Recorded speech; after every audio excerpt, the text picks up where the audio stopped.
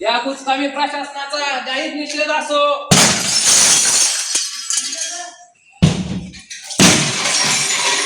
अधिकाऱ्यांचा निषेध असो, कुचकामी प्रशासनाचा निषेध असो, बिनकामी अधिकाऱ्यांचा जाहीर निषेध असो, माजलेल्या प्रशासकीय अधिकाऱ्यांचा निषेध असो, माजुरड्या अधिकाऱ्यांचा निषेध असो, या ठिकाणी राजगड तालुक्यातील शिरकोली गावात गेल्या 13 दिवसापूर्वी एक घटना घडली। त्या घटनेत एक महिला पाय घसरून विहिरीत पडली आणि तिचा मृत्यू झाला। आणि त्या मृत्यूनंतर त्या ठिकाणी त्या महिलेला दवाखान्यात आणण्यासाठी 6-6 किलोमीटर पायी झोळीत टाकून आणावं लागलं। आणि अशा परिस्थितीत झोळीत आणत असताना त्या महिलेच्या अंगावरची पूर्ण साल्टी निघून गेली। आणि या ठिकाणी हे राजगड तालुक्यातील पंचायत समिती असेल, तहसीलदार ऑफिस असेल, अशा प्रशासनातल्या कोणत्याही अधिकाऱ्याने त्या ठिकाणी त्या कुठल्याही प्रकारची चौकशी केली नाही किंवा विचारपूस केली नाही। या ठिकाणचे बीडीओ साहेब आले, मला त्यांना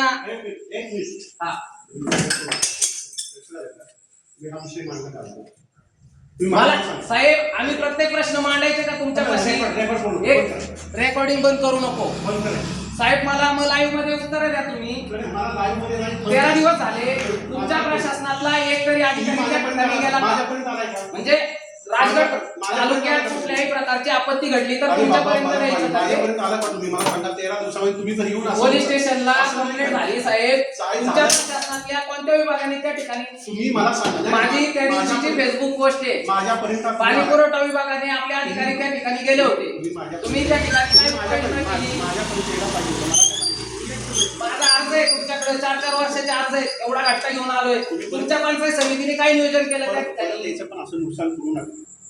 तुमच्या साहेब मला एकच म्हणायचंय, 4 किलोमीटरचा रस्ता आहे, तुम्ही 4 वर्ष झाले खोटी बिलं काढलेत, मी अर्ज केलेत, तुम्ही काही चौकशी केली?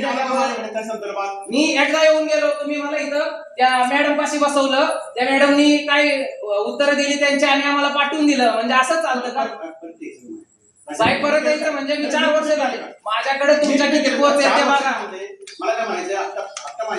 माझ्याकडे किती पोच आहेत ना त्या बघा। म्हणजे आमच्या घरातली लेडीज एखादी मेली आणि तुमच्याकडे येऊन बसायचं आम्ही न्याय मागायला।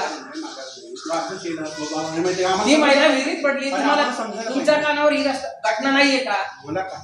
तुमच्या पाणी पुरवठ्याचे अधिकारी बोलवा, बांधकाम विभागाचे अधिकारी बोलवा समोर। मी विचारतो ना, मला समोर लाईव्ह उत्तर द्या,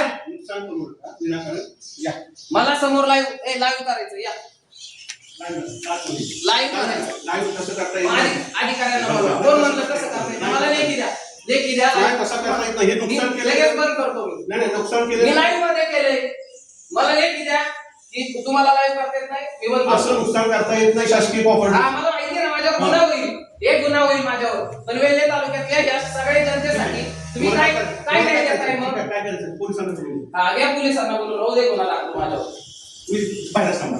हा चालेल, ठीक आहे।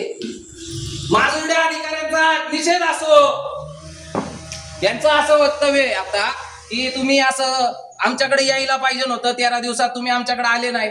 4-4 वर्ष मी अर्ज करतोय, या ठिकाणी कुठल्याही अधिकाऱ्याने याची दखल घेतली नाही। 13 दिवस झाले, त्या बाईच्या अक्षरशः अंगावरचे दिवसभर ती डेड बॉडी पाण्यात असल्यामुळं झोळीत आणताना अक्षरशः त्या महिलेच्या अंगावरचे साल्टे राहिले नव्हते, तरीही कुठल्याही प्रकारचं त्या ठिकाणी पाणी पुरवठ्याचा अधिकारी नाही किंवा बांधकाम विभागाचा अधिकारी नाही। त्या महिलेची डेड बॉडी झोळीत आणण्या एवढी परिस्थिती का झाली? कारण 2017 साली रणजित शिवतारे उपाध्यक्ष असताना त्या रस्त्यावर निधी टाकलाय। मी वारंवार तक्रार करत आलोय, करंजकर साहेब असतील इथले, पाणी पुरवठ्याचे अधिकारी असतील ठाकूर, माझे सातत्याने यांच्यावर आरोप आहेत, यांनी ही खोटी बिलं काढून खाल्लेत। अशा परिस्थिती निर्माण झाल्याच नाही पाहिजे ना। ह्या अधिकाऱ्यांना जाब विचारत असताना प्रत्येक वेळी आम्हाला इथून हाकलून द्यायचं किंवा टाळाटाळ करायची. माझा अजून एक आरोप आहे की या ठिकाणी बरेच अधिकारी हे जातीयवादी पण आहेत. धनगर समाजाच्या एका वस्तीवर